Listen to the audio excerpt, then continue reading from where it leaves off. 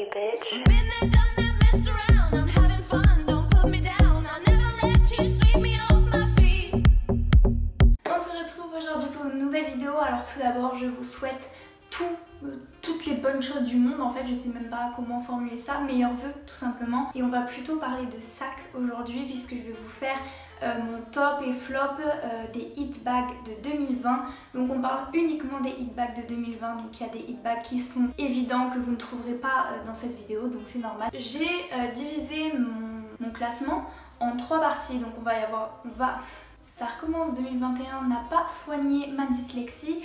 Donc on va avoir les tops, le middle et les flops. Donc évidemment on va commencer avec les tops. Donc le sac pour moi de l'année que j'ai adoré, vraiment, alors là pour le coup on aime ou on n'aime pas. Vous verrez cette marque là, j'ai mis un sac dans chacune des catégories, donc c'est pour vous dire à quel point c'est éclectique.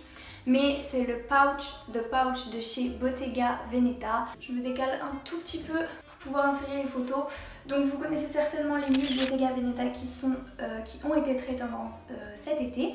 Donc moi par exemple j'ai pas du tout aimé. Par contre le pouch je l'adore, je le trouve trop beau, c'est complètement mon style de sac. Donc moi je préfère personnellement la version sans la chaîne, mais la version avec la chaîne est aussi très sympa. Ensuite un autre sac que j'ai aimé quand je l'ai vu sur le coup, j'ai trouvé que c'était une super idée, que ça changeait un petit peu de ce qu'on a l'habitude de voir.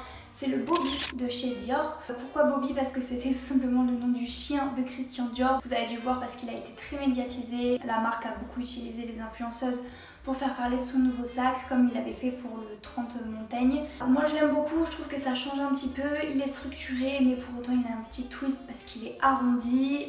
Alors moi je l'aime en full cuir, je l'aime pas avec le oblique. De toute façon j'aime pas trop le logo oblique, c'est pas mon délire. Et pour finir dans les tops, c'est un sac que j'attendais mais depuis longtemps. Alors non, c'est pas un sac qui est né en 2020 ou qui a été un hit bag uniquement en 2020, ça fait quelques temps maintenant. C'est le Chiquito, mais là je vous parle du Chiquito en grande version, donc vraiment le grand. Ça permet d'avoir le design du Chiquito qui a été hyper tendance, en ayant pour autant la place de mettre des choses dedans. Donc on continue avec la catégorie middle. Donc le premier de la catégorie middle c'est le Hourglass de chez Balenciaga. Je l'ai mis dans la catégorie hit bag, mais je pense qu'il faut s'y connaître un petit peu, ou s'intéresser du moins, parce que s'y connaître pas du tout, mais s'intéresser au monde de la mode, au défilé, tout ça, pour l'avoir vu et vraiment le considérer comme un hit bag. Balenciaga, je suis pas du tout fan de la marque, c'est vraiment pas, c'est pas mon style. C'est très streetwear, je suis pas du tout streetwear, donc c'est pour ça que j'aime bien le Hourglass, parce qu'il change complètement de ce que la maison nous donne d'habitude, des choses très streetwear. Là il est plutôt classique, la forme reste quand même originale dans la lignée du Chiquito. On repart chez Bottega Veneta avec le cassette. Donc personnellement le cassette je le préfère en chain, je l'aime pas avec la bride simple en cuir.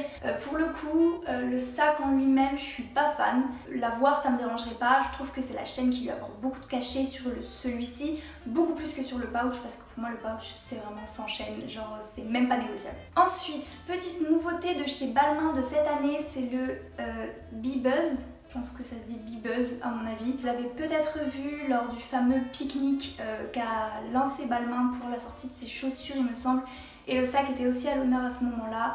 Donc c'est celui-ci. Je trouve qu'il reste dans l'air du temps, il est vraiment sympa. Il y a la version frange qui est très sympa aussi. Et pour finir avec la catégorie middle, on va avoir le Louis Vuitton Pont Neuf. Donc il s'inscrit dans la tendance des sacs comme le Bobby ou comme le 30 Montaigne de chez Dior. Surtout il ressemble beaucoup au 30 Montaigne. Je ne l'ai pas mis dans le classement parce qu'il est pas de cette année. Voilà, c'est le même style de sac, on est sur quelque chose de rectangulaire, plutôt basique. Là pour le coup ça va vraiment être une question de préférence de maison, mais il ressemble vachement au 30 Montaigne quand même. Et le moment que vous attendez tous, la catégorie flop. Évidemment on parle de mon goût à moi, de mes goûts à moi, de mon style, de ce que moi j'ai préféré. Si dans ces flops il y a vos tops à vous, aucun souci, je veux dire, la vie c'est ça, c'est ne pas aimer les mêmes choses, ne pas être d'accord sur les mêmes sujets, ça s'appelle la diversité et c'est ce qu'on veut. Donc ça je sais que ça va faire beaucoup parler, mais les rééditions Prada, je peux pas. Vous savez très bien de quoi je parle. C'est ceux en nylon. Donc celui-ci c'est la réédition 2000, donc c'est la pochette nylon classique. Ça fait quelques temps qu'elle est à la mode, mais j'ai voulu la mettre en 2020 parce que encore cette année, on le voit beaucoup. Et également la multi-pochette qui existe aussi chez Vuitton, du coup, qu'ils ont aussi fait. Ensuite, encore un sac qu'il faut avoir vu sur les défilés ou quoi pour savoir que c'est un sac de 2020 qui a été un peu tendance.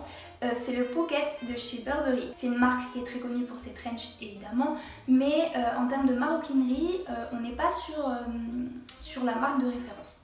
Ils ont un sac qui s'appelle le Lola que j'adore, je le trouve très mignon pour le coup, mais celui-ci, le Pocket, je veux pas. Peu importe le coloris, ça me plaît pas, enfin visuellement il n'est pas complètement laid à regarder, ça va, ça reste quand même innovant, c'est plutôt original et tout, mais je l'achèterai pas, ça c'est sûr.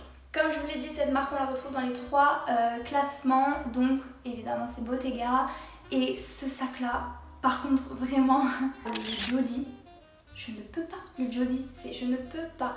On dirait les chaises là, vous voyez chez vos grands-parents, les petites chaises qui sont torsadées comme ça en paille. Même la fonctionnalité du sac, d'avoir qu'une seule anse, c'est juste galère, c'est juste pas beau, c'est juste pas pratique. Et pour finir, celui-ci, on l'a pas non plus trop vu, ça va, c'est pas comme le Prada, mais c'est le Fendi Baguette. J'aime pas tout simplement parce qu'il se rapproche un petit peu de la tendance du Prada nylon, c'est-à-dire un sac rectangulaire qui va être plutôt court avec une petite anse, quelque chose qu'on va porter à l'épaule et qui va arriver au niveau de la poitrine. C'est pas le genre de sac que je préfère, déjà parce que je trouve ça pas pratique et puis que ça a vraiment ce côté streetwear qui moi me plaît pas. Donc là il est beaucoup plus travaillé chez Fendi par contre, hein, ça c'est indéniable, on n'est pas sur juste un petit nylon avec le logo. Écoutez, voilà pour mon petit classement des hit bags 2020. Mettez un petit pouce si ce genre de top 10 vous a plu, alors je vous remercie parce que c'est vous qui m'avez donné l'idée. Et si vous voulez me mettre en commentaire ou m'envoyer un petit message sur mes réseaux pour me dire quel genre de top 10 vous voulez voir, c'est avec plaisir aussi. Alors j'ai TikTok, vous l'avez peut-être vu sur mon Insta, j'arrête de faire ma vieille conne et j'ai bien compris que c'était là que ça se passait en 2020-2021. J'ai lutté longtemps mais au bout d'un moment je peux plus faire comme si cette application n'existait pas, ce n'est pas possible.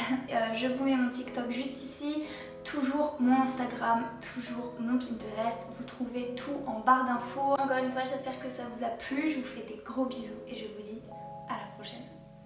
Bye!